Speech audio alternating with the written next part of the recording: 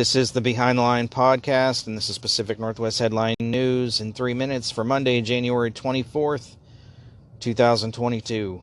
The Washington State Department of Health on Friday began giving residents of Washington free at-home COVID test kits. Residents could go online to order 5 test kits each. Department of Health says they ran out of tests by 6 p.m. that day.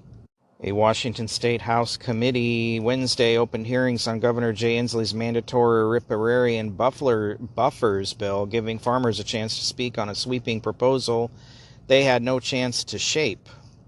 The bill would not apply to land with buildings or roads, but it would apply to farmland. House Bill 1838 would require landowners to plant trees along waterways crossing their property. The exact width of buffers will be determined by the Department of Fish and Wildlife and the tribes. As a guide, according to the bill, the buffers would be as wide as an area's 200-year-old trees, up to 250 feet in some places. Landowners who don't plant trees could be fined $10,000 a day. In a memo obtained by the Jason Rantz show, the Seattle Police Department has lost 20% of its fully vaccinated force. In just 10 days from January 11th through the 21st, the SPD saw 114 vaccinated officers out with COVID. According to a separate memo, Chief Diaz confirmed that nearly 20% of the department tested positive for COVID during the month of January alone, and dozens of officers are unavailable to work. The department has already lost an astonishing 170 officers in 2021 and 180 in 2020.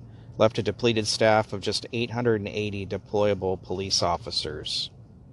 The Oregon Health Authority is holding 2 public meetings today to discuss making masks inside schools and healthcare settings permanent, as well as to take public comment on vaccine requirements for educators and healthcare workers. Last week, the OHA held a similar meeting to discuss making the state's indoor mask mandate permanent.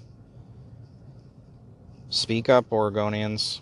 The Sacramento County District Attorney slammed rogue prosecutors such as Los Angeles' George Gascon and San Francisco's Chesa Boudin for emboldening criminals in California. This is just yet another example of the chaos that we're seeing here in California and the violence.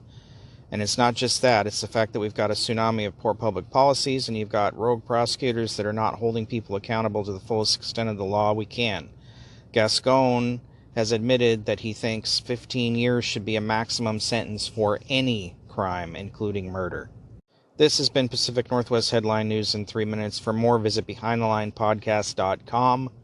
Thanks for listening.